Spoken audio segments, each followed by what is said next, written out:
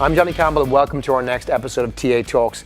With me today I've got two fantastic minds, good friends who we could chat for hours. We're going to try and condense that to some really good conversation for you today. I've got with me Hoyt and Gerry Crispin from CareerXroads.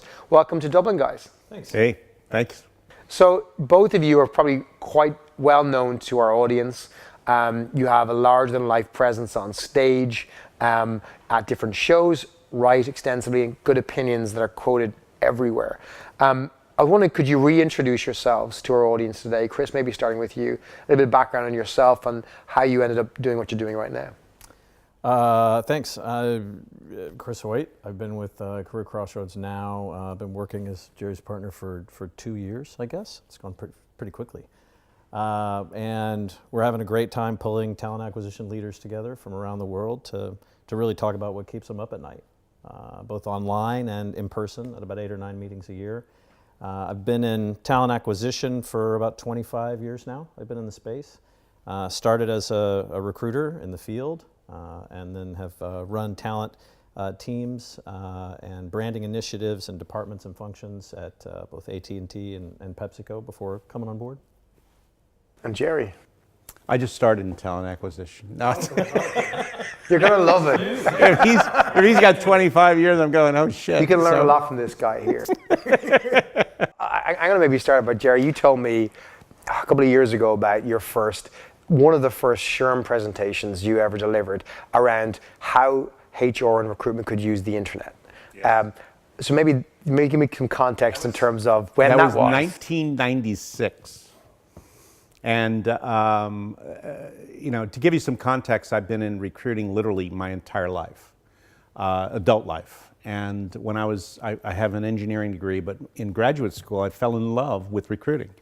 I was involved in career services to pay for my graduate work. So I got fascinated by the whole issue of how people not only work, but how they get to the work, how they choose what they do.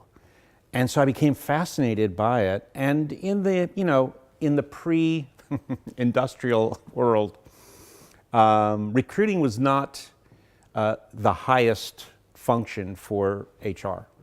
And so I looked at a lot of different areas within HR. Most of my early work was with Johnson & Johnson.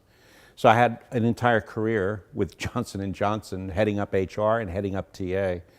But it was not complex. It was a pretty non-industrial, non-technology focused function. But starting in the 1990s, things changed and started changing rapidly, and we could see it coming. In fact, we thought we were late getting into it. So we started writing books about how emerging technology would change recruiting. And in 1996, I had an opportunity to go to SHRM's conference in Chicago, I believe, and speak on the subject. And so my title was HR and the Internet. And I think in the story that I told you, but I asked when I got on stage, I said, how many of you have an email address? And only 1 in 4 people in the room, there was 1,000 people in the room, only 1 in 4 had an email address, and this is all HR folk. How many of you have seen a page on the internet? 1 in 10. And I pretty much said, I'm going to share with you what I think is starting, but I absolutely believe that if you don't leave here embracing a new way of thinking about this issue, that you really need to start looking at a different career. And you know what? I think in the next 21 years, if you will, I'd probably still say that if you don't start looking at what's coming next, and I don't mean 5 years or 10 years, I mean like around the corner, you really need to start looking for a different career, because recruiting, talent acquisition is in a constant state of change. There's no loyalty for any of the tools, resources, partners, et cetera, unless they can deliver and that they can change with you. And so, I've been just a fan of figuring out how do we embrace it. We pivoted from those books to, as Chris mentioned, we're trying, our aspiration really is a community of talent acquisition leaders who care about each other, who help each other, who are compelled to improve, have some critical thinking skills, and a willingness to kind of step up and talk about what they do, share what they do. And this, and pardon my pronunciation because I get it wrong all the time, this colloquium? Colloquium? I know, I had to look it up. So colloquium... We still spell it wrong. Colloquium's supposed to mean peer-to-peer. It's got a little bit of an academic piece to it, but I think the critical aspect is any of one of those meetings is not a meeting in which Chris and I are, getting on stage and doing stuff. It fundamentally is designed around the people who are leading talent acquisition in various areas. So sourcing or branding or executive search or whatever it might be. We do 8 different ones a year. And it requires folks to really engage each other. I try to build some scenarios around that to help, but by the end of the day and a half, they're ignoring the scenarios and saying, this is what I want to talk about now. And that to me is exciting. It's like having a focus group that pays you, but a focus group that's kind of engaging each other about what they're trying to solve now. And to me, that tells you more about the next 6 months, and that's all the future I can manage to embrace. I like the fact that we've got, so before I came on, I was actually a member. And I love the aspect that everybody in there I knew was doing the work or leading the work, and that was going to be the real deal that I spoke to. And that's sort of, I think, what differentiates what we do is that our members are interviewed.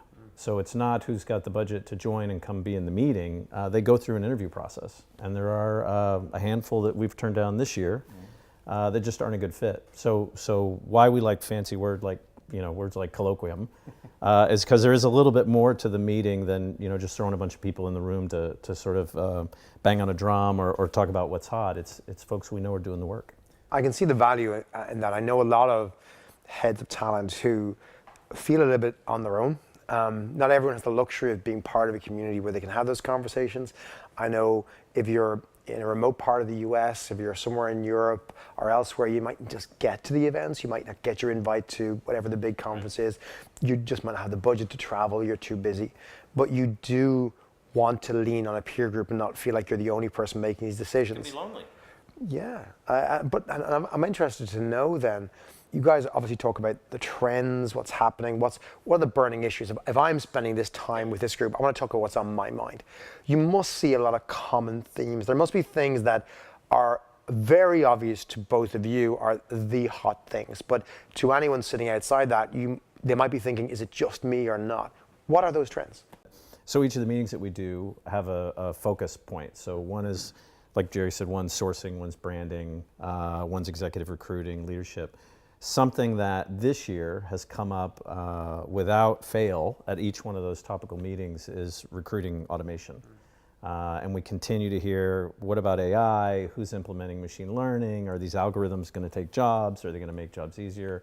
I'd say that's probably one of the hottest from a topical. It's sort of this year's big data, last year's mobile recruiting, sort of trend and shift. But I'd say that's our hottest one, our biggest one. I mean, there's several. And I think there's an inference here. It's because it's still mysterious. Sure. There's still a good deal of debate as to how far in the future actually the impact is going to be felt. I have an inference about that as well, because I think there's an overriding piece to this, and that is I see most of the talent acquisition leaders now that are ensconced in fairly good enterprise-wide companies. They have 10, 20 years of experience with, in effect, this first generation of recruiting automation. So they've been dealing with technology tools now and how to put a solution stack together and organize it and integrate it and deal with it and train people and keep that learning going now for 10, 20 years. And what they've been doing for the most part is trying to listen to the vendors and suppliers and consultants out there that they brought in to help them, and then try to take the best of what they've learned and apply it. And what I'm seeing as a difference in the last 2 to 3 years is they're taking back their vision. That instead of going to the vendors, they've been to them enough. and they now have a clear idea of what it looks like in their head. They may not know what the solution stack is going to be totally, but they're saying, you know what, if I could design it, it would look like this. And now going to the vendor or supplier and saying, what part of this can you do? So don't tell me what you do, but what part of this can you do? And can you connect to the other part of what I'm going to put together? And that's a huge change, in my opinion. And anyone with 5, 10, 15 years experience now, in my opinion, should start to think about, what's my vision? Well, and there's an element of that too that I think is from a recruiter standpoint, more of the dialogue is the recruiters, the robots are coming to replace us, right? And I think that there's a piece of this that it's not so much about, replacing recruiters. I mean, there is some recruiting that could be automated with the right technology and as it continues to evolve, but I think the big win is the leaders that are savvy enough to begin implementing technology to get rid of the mundane tasks, right, and the very transactional components of recruiting that will enable the recruiters to go back and be better business partners internally, or enable them to be better at wooing candidates as opposed to necessarily digging them up and doing scheduling, in the back and forth. Right. So I think there's a couple different sides to that from a cost standpoint and a proficiency standpoint that are I think exciting. Actually conceivably beyond the mundane, once the scheduling issues and a few of the others show that they can be done and automated in a way that enhances, actually, improves the capability of recruiters to actually have a better capacity of what they do, and much more focus. I think we're going to see potential for the use of those kinds of things in consistency and feedback, for example. I think that's the big opportunity of this, is that people forget, they assume that we're going to just take away all the admin and volume and leave recruiters just doing everything else, as opposed to going, we can create a whole new level of responsibility above what we currently, because we're just too busy to get to it. If you had 30 more hours in the week, what would you do? How much extra value could you add? What could you work on? I think that's the opportunity, is and where people fear, oh, my job is going to change. It's saying, no. What are the parts of your job that hurt your head the most, but you'd love to get to?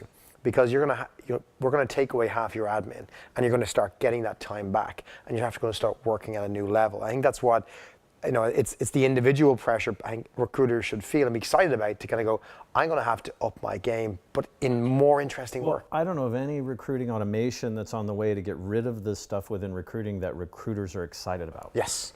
Right? Good point. So the idea is to enable them to do the things that they're passionate about within the role that they're in. And I got to be honest with you, if you're excited about scheduling, that aspect, just to pick one, maybe you should be a scheduler.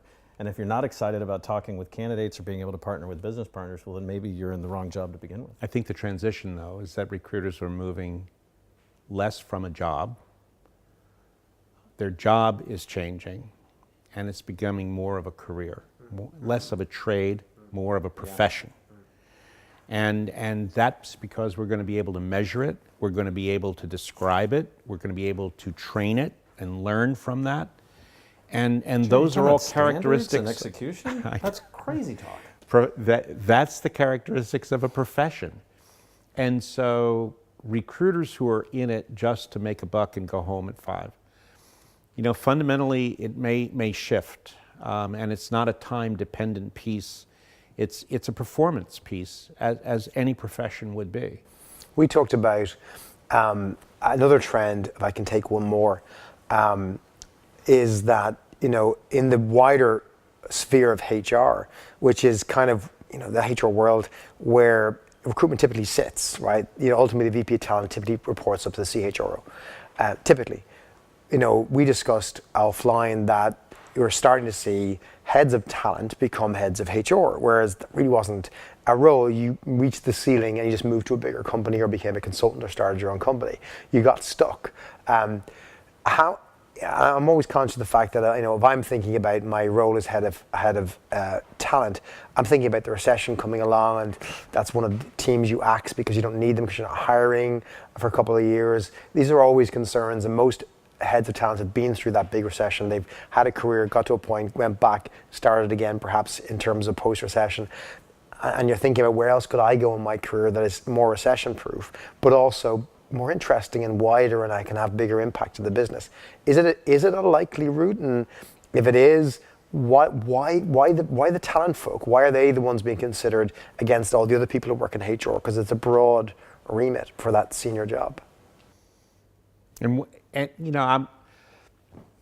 your comment is, I think, right on target, but it fits within the framework of the fact that we've got silos in HR.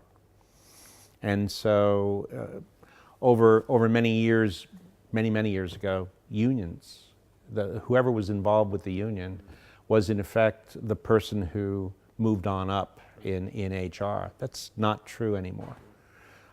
Today, in my opinion, it's going to be the person who combines both talent acquisition skills and the learning skills. And whether you call it talent management or some other aspect, whoever can break those silos down can start asking the kinds of questions that we should be asking about short and long-term hiring. And we need to continue to think about hiring or rehiring after a person is an employee. Where do they continue to go? Where do we begin to lose them? What do we need to offer to those individuals, both short and long term? And we need to start thinking about that from the point of view of their education. Where should we start meeting them? Should it be in high school? And there are some jobs where we should be meeting them in high school, and there are other jobs where we should be meeting them in college. So, companies are going to have to rethink that, and obviously we need talent acquisition leaders who understand learning, or learning leaders who understand talent acquisition to make that happen. And yes, that's a significant part of HR, but it's now, I think, each of them has their own body of knowledge. They're evolving specialties. There are specialized tools that are coming into play. And so putting all that together is, I think, where we need to evolve. I think, if I can bring together some of those, you're looking at machine learning and AI being a certainly novel topic this year, people looking at how can we use it, building on the back of things like data science, and everyone wants to hire a data scientist. This move towards being more strategic in the business and having that voice. It seems to me that the modern head of TA, she's going to have to bring a analytical, scientific approach in mind to this. You have to be comfortable dealing with data and complexity. You've got to be able to be confident in the strategy that you lead with that has to be aligned to your business. This is a more strategic person. This is someone who is data driven, they're numbers driven, they want insights, they want to get results, they have ROI in mind. This isn't fluffy, let's make everyone happy in HR and hire nice candidates kind of stuff anymore, if it was ever that. That's, in all of those trends, this is a different animal of a person than maybe 10, 20 years ago would have been head of personnel or whatever the role title. As to your point, Gerry, the union rep who did good, who became the person we had to have on the board because it will make the staff happy and the unions happy. This is a different strategy down, using data, speaking the same language as their colleagues who are running other teams. It's a different type of person who's leading these talent acquisition teams. Without a doubt. I think there are a couple things that I think are missing from the trends that are potential choke points along the way. One of them is how we select. So our ability to assess in a predictive way who will succeed is hit from every side now with social media and a variety of other kinds of things. We need to prove some of those tools. And I think they're in they're in a mixed form right now, and a lot of companies are very concerned, either from a compliance point of view, and so are avoiding it until it's perfect, which is probably a mistake. But we're going to have to apply the same criterion. We're going to have to see if we can do a better job in identifying what is a quality candidate that we can predict will be successful, and do it with more than simply the gut of how we interview folks. I think you're right there in terms of, I look at, Chris made the point about the quality of data. You guys talked about the trend and the discussion. Again, there's a lot of products out there and vendors that talk about how they can predict success through data and science, but it assumes the data is clean and accurate. Right. And that's where it all falls apart. So if you take the last 5 years of data about how we selected everybody and stick it into a machine learning algorithm, you're going to come up with an answer that's very predictive. The problem is it's predicting with the same unconscious bias of all the people who've made those decisions already. We just automated the broken part. There's not enough new variability and complexity to try and find something new there. That's right. But a couple companies are building an algorithm to look at the algorithm from an unconscious bias point of view. But again, is that driven by your strategy or by the vendor strategy? Chris, Gerry, thank you both for your time. We could probably explore these topics alone for hours on end. If anyone wants to reach out and find out more about your Colloquium, what's the best way to approach you? Well, you can see us at any number of events. We do quite a bit of traveling in the spring and the fall at any of the recruiting conferences, but the fastest way is probably hit the website at CareerXroads.com. It's CareerXroads.com. Excellent. Guys, pleasure. Thank you very much. Thanks. We'll be back for another TA talk soon. Hope you've enjoyed this and given you some stimulating conversation. And hope you can sit back and see, are you the type of TA leader that the world seems to be looking for? Thanks again.